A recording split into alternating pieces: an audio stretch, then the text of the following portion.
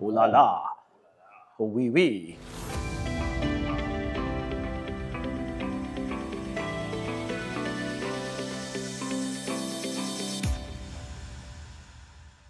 Hi everyone, welcome to yet another episode of Coffee with Father James. And I am, I guess, back to what has become the kind of safe mug, the Our Lady of Guadalupe coffee mug. I guess this is a mug that I use when I don't really have one that fits the theme, so I just go to this because these videos are all about our parish. So cheers. I was good, I just spilled it. Okay, so I was out for lunch. I took Father Graham for lunch after Mass this past Sunday. Father Graham was the visiting preacher, and they were playing Christmas music, and it was. I have to say, I started getting kind of frustrated, and then I thought of the waitresses, the staff, who have to kind of like listen to that for 5 or 6 weeks. Like I couldn't take it. I couldn't take it.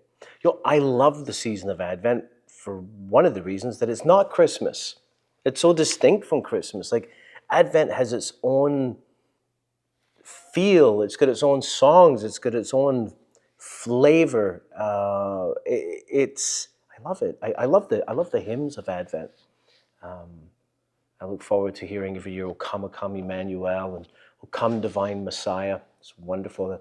Usually around halfway through Advent, I'll start listening to Handel's Messiah, the first part anyway. Advent is about expectation. It's about anticipation. Obviously, it reminds us of the anticipation of the people of Israel as they await the Messiah. It reminds us of the anticipation of Mary and Joseph as they await the birth of their child.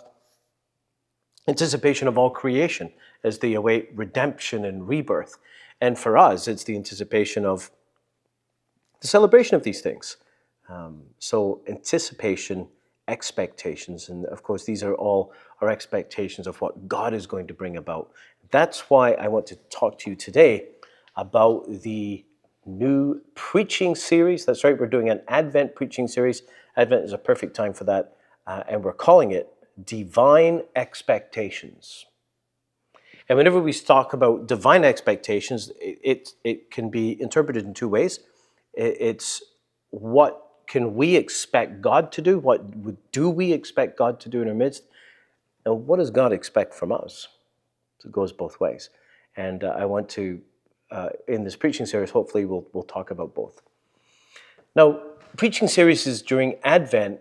You may notice that it's a great time to look ahead. It's the beginning of the liturgical year, to look ahead at this coming year and introduce one of our major pastoral goals, our main pastoral goals, something that we hope to bring about, something that we believe God expects of us, and something that we believe that we expect God is going to be able to do in our midst if we give our yes, just like Mary gave her yes. If we give our yes, God can bring this about.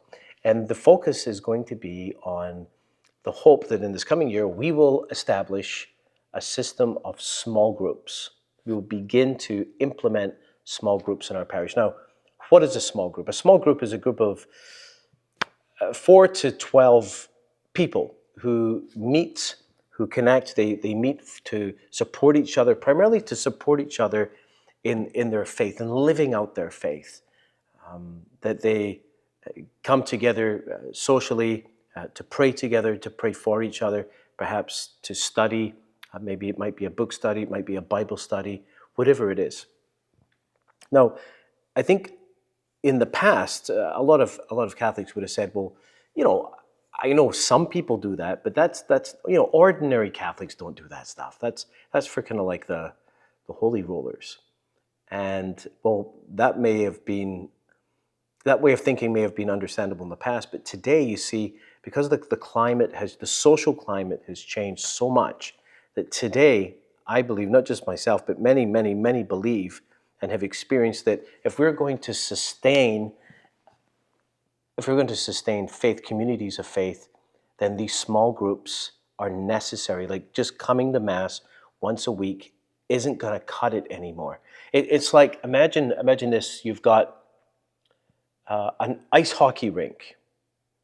And let me ask you a question. Do you think the thermostat has to be adjusted when you go from the winter into the summer? Of course it does.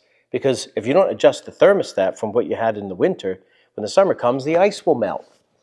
And that's what's happening. Like the outside has changed. The culture has totally changed. It's become secular, post-Christian, anti-Christian, and often inside we haven't made adjustments for the changes that have happened on the outside, and so the ice is melting, and is getting pretty thin in some places. So we need to adjust. We need to change how we do it. And so what I'm hoping to do in the preaching series is to present a kind of a vision of what this can be. You know, someone once said this, that churches change when people move from sitting in rows to sitting in circles. And I believe that to be incredibly true. So I want to hopefully give you a vision of what this can be, and give you a hope for this, create a desire for it within you, and lay out a kind of a framework of what we will do moving forward.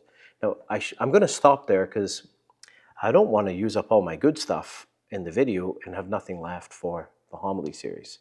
So I hope you look forward to it, and please pray for myself and Deacon David, who will be back for week 4 of Advent, the 4th Sunday of Advent, to do a homily. But I'll be covering the next three weekends. So please pray for me. And I look forward to singing with you the great and wonderful songs of Advent. God bless everyone. Take care.